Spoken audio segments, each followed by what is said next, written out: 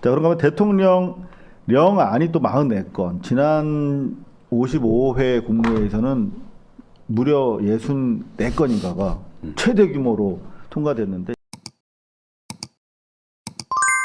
자, 그리고 이제 동시에 쌍끌이로 진행이 되는데 통일교 신천지 특검 같은 경우는 이 속도랑 거의 뭐 비슷하게 갈 수밖에 없겠네요, 그죠? 네네. 그럼 대략 이건 어떻게 시간표를 우리가 예측할 수 있나요? 아마 지금 이제 이렇게 대통령께서 특수본을 꾸려서라도 속도를 내라 이렇게 이제 돼 있기 때문에 아마 꾸려서 이제 속도를 좀 더 낼 것이고, 그러면 그 특검은 사실은 제가 보기에는 국힘과 개혁신당이 계속 다르게 조건을 걸을 거예요. 그러니까 시간이 좀 더 끌어질 수도 있어요. 오늘 같은 경우는 거기다 하나를 혹을 더 붙여서 오잖아요. 무슨 그 의혹은 저는 듣도 보도 못했는데 뭐 대순진리에 뭐 이런 얘기를 하면서 또 계속 이제 조건을 갖다 다는 거니까 조금 더 끌어질 수 있겠습니다. 그 얘기인데 동아일보에 따르면 송원석 신천지 특검하려면 이 대순진리회 의혹도 포함해야. 왜 이렇게 치고 나오는 거죠? 저는 이건 사실은 듣도 보도 못했어요. 최근은 소식이에요. 그리고 내용을 그래서 기사를 읽어봤어요. 이가 내용이 누구야? 없어요. 이가 혹시 이재명 대통령 이재명 대통령 이낙연 아니고?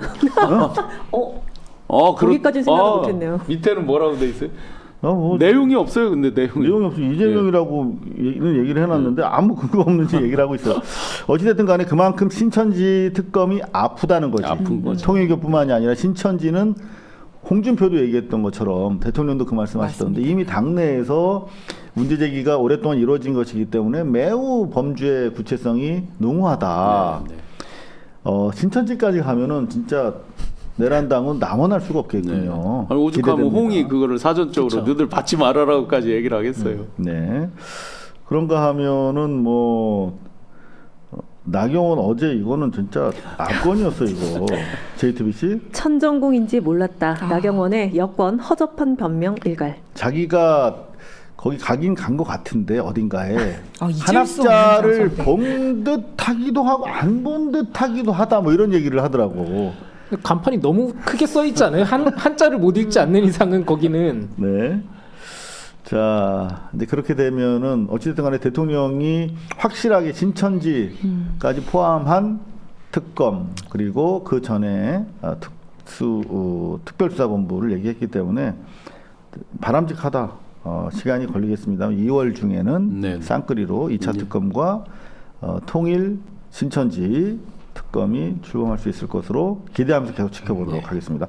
자, 오늘 또 대통령실의 뉴스가 의외로 또 많았어요. 지금 보면은 뉴시스 이 대통령 청와대에서 첫 국무회의 주제 내란재판부법 정보통신망법 심의. 지금 언론에서 보도를 안 해서 자꾸 국무회의 안건 보게 자료를 돼요. 가지고 오게 되는데 이거 언론들 진짜 보도 안 하잖아. 근데 저는 청와대 출입하면서 이걸 보면서 야 진짜 이렇게 일을 하고 있구나라는 거를 알 수가 있는데 이제 뭐냐면 법을 통해서 법치국가니까 법률안 공포하는 거 이거는 이제 이 정통 망법 요거 이제 의결을 공포했고 그 다음에 이제 내란 특별 재판부 법도 대통령이 이제 공표를 했습니다. 근데 저는 감동적이었던 게 이제 이게 정부 법률안이죠. 여기 보면 유공자들 네. 이런 거 사실 보수 정부에서 했어야 되는데 참전 고엽제 보훈 뭐 이런 분들 관련해서 본인만 양로 시설에 지원받을 수 있도록 돼 있다는 거야. 그럼 부부의 경우는 따로 살림해야 되는 그렇죠. 거야. 네. 양로원 갈 때 생이별을 해야 돼. 분단 국가 돼야 되는 거 말이 안 되잖아. 그래서 배우자도 양로 시설에 지원을 받을 수 있도록 하자. 난 여태까지 이게 안 되는지 처음 알았네. 네. 에? 사각지대죠. 참전 유공자, 고엽제 후유증 환자, 보훈 보상 대상자 분들 이렇게 미비점이 개선이 됐고요. 그 다음에 독립 유공자 보상금을 5% 인상한다. 이것도 내란당 같았으면 막 대서특필했을 거야. 실제 병사 월급 200만 원 공약을 갑자기 발표를 하고 나서 그건 밑도 끝도 없이 한 거란 말이에요. 뭐 저희도 정책의 실무 책임자였던 저도 모르는 그 준비 상태를 모르는 상태였으니까 그러고 나서 생겼던 거기에 이제 부수적으로 따라왔던 게 뭐냐면 예를 들어 여기 이제 각종 뭐 고엽제, 뭐 독립유공자 수많은 단체들이 있잖아요. 네. 의무병으로 가는 친구들도 200만 원씩 주는데 그 명예 뭐 참전 수당 이런 것들이 있거든요. 그 당시 저 월남전 참전 저 수당이 40만 원인가 그랬을 거예요. 명예 수당이. 의무병으로 가는 친구들도 이러는데 우리는 그러면 어떻게 되는 거냐 포함해서 수많은 단체 분들이 항의할 만하죠. 그렇게 이 그렇죠. 네. 감각적으로 그렇게 오게 되는 거죠. 그런 일이 있었어요. 그러니까 실제. 대통령께서 국무회의 때마다 하시는 말씀이 희생에 따른 보상을 철저하게 해줘야 된다. 그 한마디가 특별한 이렇게 희생에 특별한 맞습니다. 대우. 네. 이런 구체적인 그 국가 유지하는 운영 체계로 다시 들어온 걸 보면서 이게 뭐 드루킹이 됐든 뭐 여론 조작이 됐든 다른 뭐 마약 수사가 됐든 간에 국가 운영 기준을 다시 세우겠다라는 그 기조는 아예 변함이 없이 가고 있는 것 같아요. 이런 거 사실 진보 민주 진영의 정부에서 더 잘하고 있습니다. 국가유공자, 보험 보상 대상자 분들한테 다 참전 유공자, 고엽자, 후유 의증 환자들, 그리고 5.18 당연히 민주유공자, 특수임무 유공자 분들 이제 저 북한에 갔다 오시고 하는 분들. 자, 그런가 하면 대통령령안이 또 44건, 지난 55회 국무회에서는 무려 64건인가가 최대 규모로 통과됐는데 이게 그런 지난번에 윤석열이 하던 것처럼 대통령 시행령 통치가 아니라 정부 조직 개편과 관련해서 계속 하고 있어요 지금. 배당 금액 등 소득세법도 깎아주고 뭐 보조금도 지원하고 경로당 부식비 뭐 쭉쭉쭉쭉 개별 소비세법 뭐 부탄가스 휘발유 경유 세금 계속 깎아주는 거. 그리고 또 이거 몰랐는데 디지털 포용법이라고 있었네요. 저도 처음 들어봤습니다. 이거를 제정해서 공표했는데 뭔가 봤더니 감동입니다. 이 디지털 뭐 갭이라고 하는 거 있잖아. 뭐냐면 디지털 취약계층의 이용 편의를 증진하기 위해서 취해야 할 조치 등 법률에서 위임된 사항과 그 시행에 필요한 사항을 정하려는 것. 그러니까 이를테면 지능정보 서비스나 지능정보 제품 같은 게 이제 계속 나올 거잖아. AI 기반으로. 네. 그런데 이거를 도입할 때 디지털 그 취약계층의 이용 편의 증진하기 위해서 노력하도록 만든 거예요.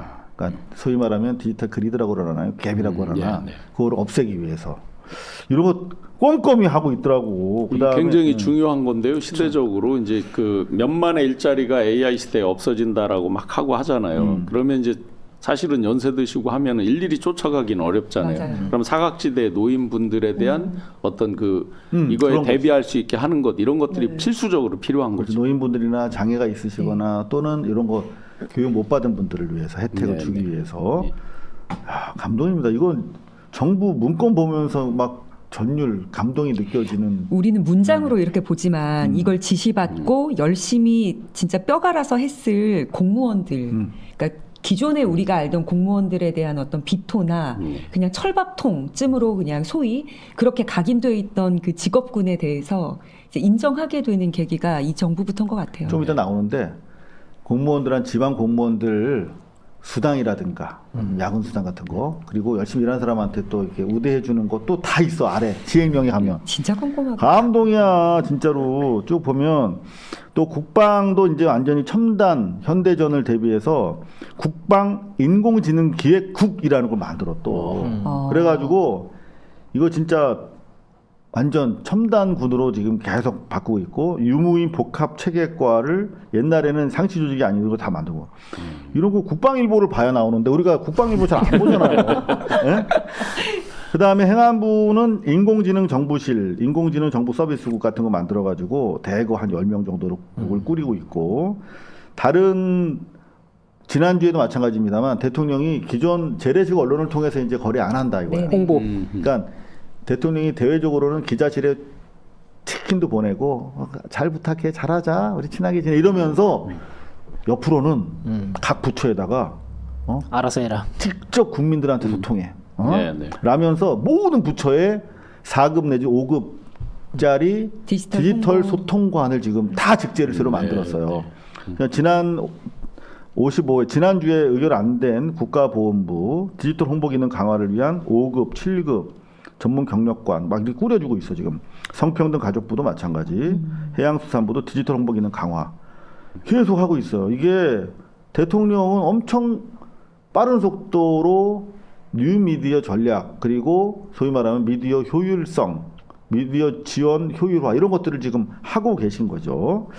자, 디지털 기반 조달로 전환하고 디지털 홍보 기능 강화해라. 다 이렇게 엄청난 사실은 변화가 있는데 이거를 주목하거나 의미 있게 보도를 안 하니까 모르는 것뿐인데 특별히 저희가 시간을 살짝 할애해서 여러분들에게 보고 드리고 있습니다. 아까 말씀드렸던 거 요거 독립유공자 보상금 5% 인상하는 거 보상 대상자들 참전 유공자들 다 요분들의 실질적으로 생계 지원금을 매달 10만 원, 15만 원으로 인상하고 있습니다. 실질적으로 도움이 되게. 그다음에 공무원 보수 규정 아까 말씀드렸죠. 처우 개선을 위해서 야, 내년부터. 인상합니다. 1000분의 35. 찔끔이긴 한데 그래도 이게 뭡니까? 지방 공무원 또 빠지면 안 되겠죠. 그다음에 실무직 공무원들 시간의 근무수당 지급 단가 인상. 이런 거 해야 됩니다. 자, 대한민국 사람들이 이제 눈에 안 보이는 거 이런 것들에 대해서 굉장히 약하거든요. 그래서 미국에서 이제 아너러블 패키지라고 그래서 아너러블 패키지 안으로 뭐. 뭐 군에서 이제 그쵸. 뭐 부상을 입었거나 이런 분들에 대해서 완전 영웅시하면서 여러 가지 이제 보상책 이런 걸 해주잖아요. 이제 우리가 이제서 이제 이런 것들에 좀 더 신경 쓰게 된 거죠. 네. 그리고 국조실 보도 내용입니다. 헌법 존중 TF 내란 관련성 검토 필요 제보 68건. 국무조정실장이 이제 장관급인데 잘 지난 정부에서 드러나지 않았죠. 근데 총리가 실질적인 실권 총리가 오면서 국무조정실이 좀 일이 많아졌습니다. 헌법존중 TF로 원래 1월까지 하고 2월에 인사 반영해서 땡 치려고 했는데 제보가 들어와서